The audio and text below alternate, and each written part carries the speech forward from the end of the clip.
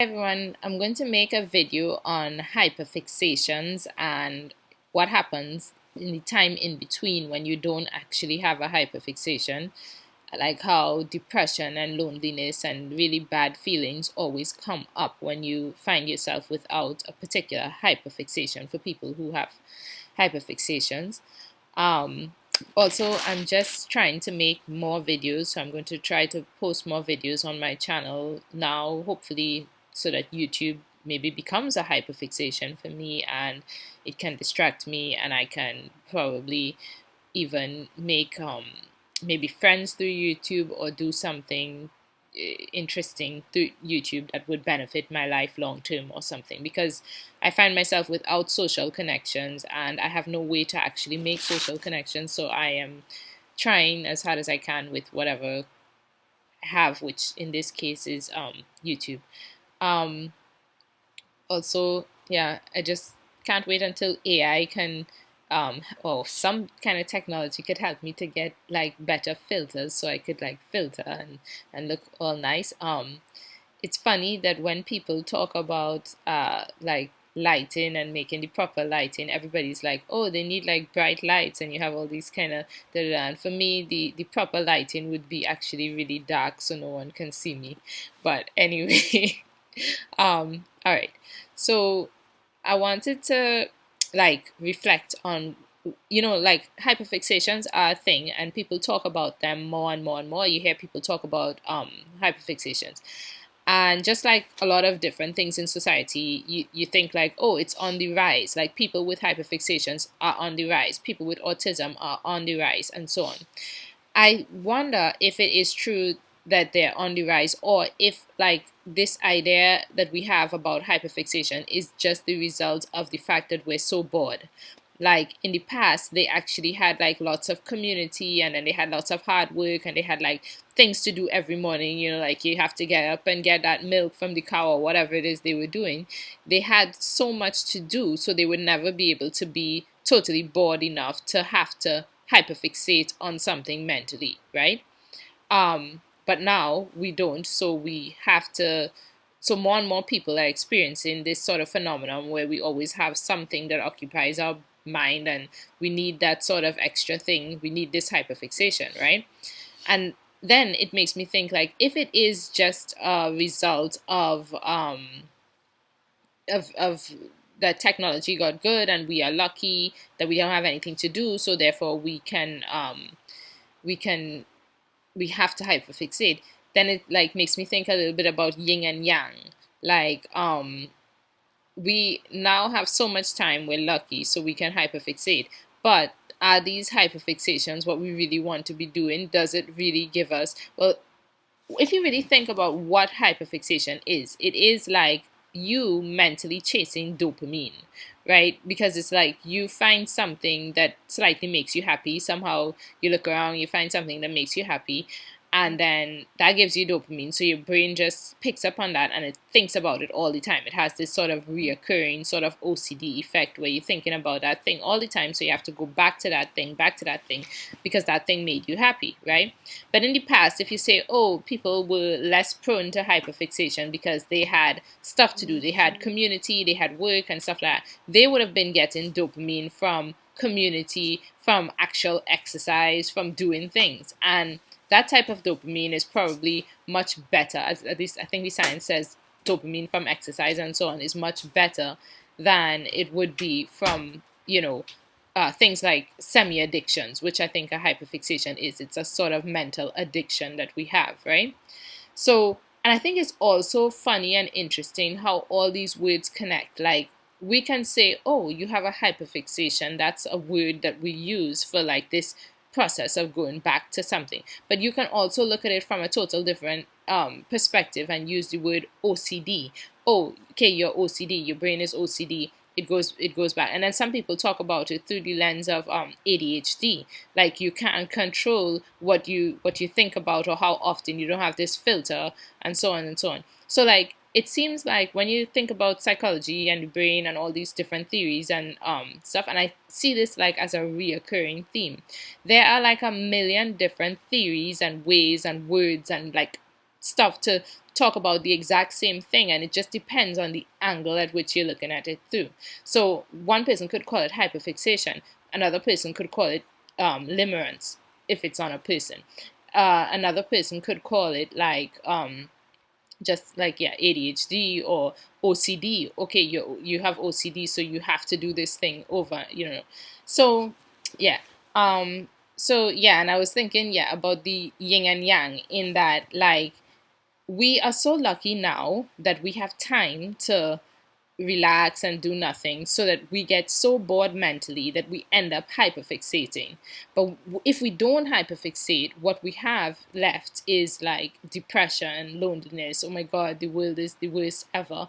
And you have this sort of, terrible lows. But also, even with hyperfixation, because it's a kind of addiction anyway, you don't have this sort of stable dopamine that you should have. It's a kind of, up and down thing, which is miserable in any case. So yeah, on the one hand, we're lucky that we don't have to get up and milk those cows, and that we don't have to live with our brother, sister, mother, uncle, aunt, grandmother, whatever. But on the other hand, we're unlucky, because the consequence of not having that thing that we hate, which is work or people, is that we end up so alone that we, as a society wide, develop all these symptoms and all these things like hyperfixations, and we have to deal with that.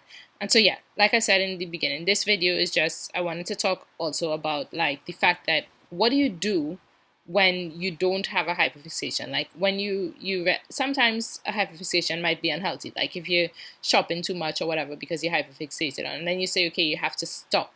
So you have to pick something else, because you know that your brain like will not recover unless you have this hyperfixation, right? So what do you do? The problem is that usually how it works is that your brain on its own sort of scans the environment and looks for something that would potentially bring you some measure of joy. You pick up on it, like it gives you a boost of joy, you pick up on it, and it's not something you can choose or have control over. So, but if you have to, and then you give up an old, or your brain just naturally gives up a past hyperfixation, and you're in this phase where you have to choose something, this is really depressing, because I feel like for me it's a stage of depression, it's a stage of loneliness, it's a stage where, because your brain doesn't have something to think about, all of the terrible feelings sort of resurface, and then you have to think about how the world is, and just everything negative, whether it's you yourself who have like self-worth issues, how depressing life is, how lonely life is, how much you or little you accomplished, all the ways in which you were rejected, all the ways in which you didn't get what you want or whatever. And I know that's stupid, you should also think about the good things, but the truth is that I don't know why, when your brain doesn't have anything to think about, it's prone to go into this phase of thinking about negative things, about depression, and then also about what you don't have. And in my case, that would be, for me, it would be like a loneliness feeling. So when I think about what I don't have, I think, oh, I'm lonely. I don't have friends. I don't have friendships. I don't have community. I don't have anybody in my life who cares about me.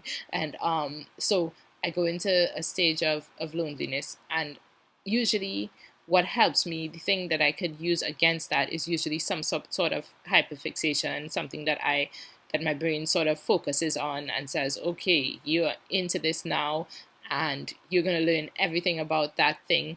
And once you're doing that, you have something to do, so you're occupied. You're not like, you're not bored enough to sit and think, oh my gosh, I'm so lonely, I don't know anybody, and I have no connections.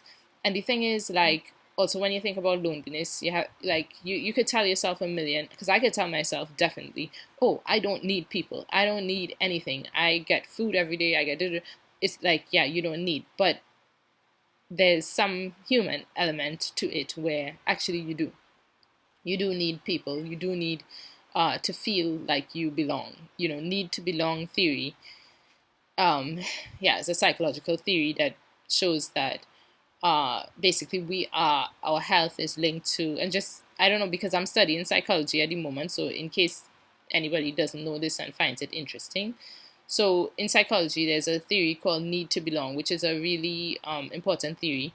And because they test it every so often, they continue to test it in different societies and everything. And basically, how you test it is that there's a huge correlation between mental and physical health and social interaction. So if you have regular positive social interactions,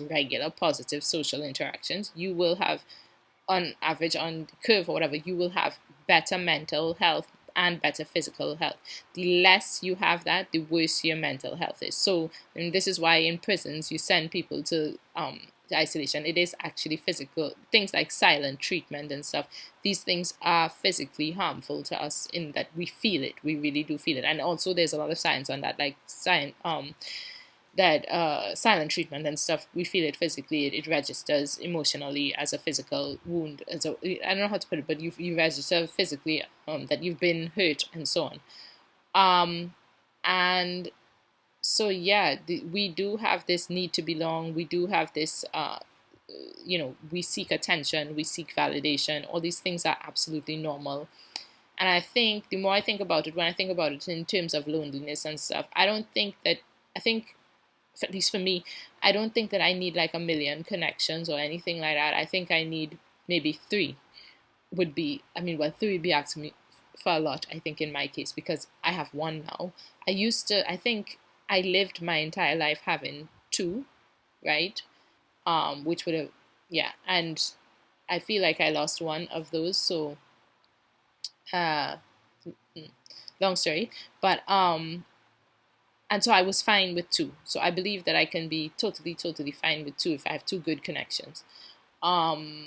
If if I happen to be super lucky, I think I would have three. But I don't think, in terms of really good connections, that I would go beyond three.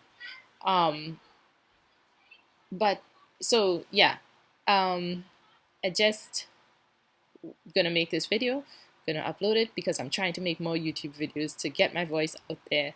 And then I'm also gonna try to make, because I don't have anything to do at the moment. I'm studying psychology. I'm doing a dissertation.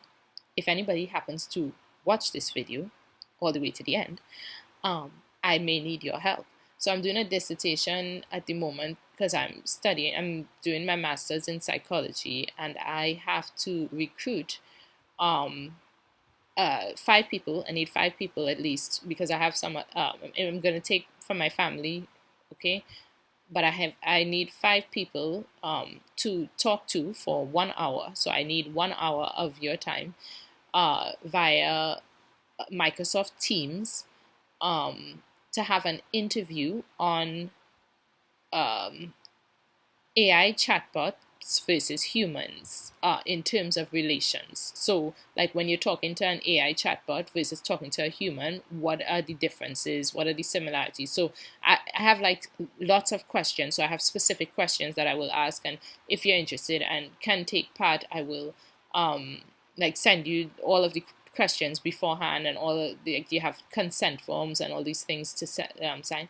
But if so, it's really it's because it's for my dissertation, but I need to do it to complete it. So if anybody comes across this and is interested in giving me 1 hour of your time to talk about your experiences talking to AI chatbots, we're not expecting that you've had a relationship with AI chatbots, just that you have actually used an AI chatbot like ChatGPT or whatever, even if you've used it for work. It's more about like, what do you imagine the differences are between talking to AI chatbots and humans? What do you imagine the differences would be between an imaginary relationship with an AI chatbot and one with a human? So it's just about how people think, conceptualize, perceive the idea of talking to or having a relationship with AI chatbots versus humans. Anyway, thank you for your time. And this is my video. Thanks for your time. If you want to comment, if you want to talk to me, I'm very open to talking to people. I actually want to use YouTube as a social media outlet, whatever, because I am longing for connection, human connection, and I think that there's also a psychological theory. I guess I'll always be talking in psychological theories now, called media richness, which is, first of all, I think that I have no community. Community is dead, especially for me because I have specific issues why. Um, in that I live where no one speaks my language, and I can learn the other language, but I can't make friends in that. But anyway, I don't want to make this video too long. So I'm going to end it, but I wanted to say with media richness theory, basically the closer you can get to human, like things like if you just type, it's not as media rich. People don't perceive it as human as if you talk. If they hear it in voice, if they see you and talk, it's perceived as more human as well. So I wish for something like social media in YouTube form, so that we have social media where I can talk and meet a person. I guess the Meta will come up with stuff like that eventually, but for now, I'm just trying to use what I have. And if you are someone who listened to this or whatever, like I really would like to connect with you, and talk to you. And if anybody ever wants to come onto my channel, then please let me know. I'm absolutely happy to have people on to sit and talk about anything related to mental health, loneliness, and just life in general, anything.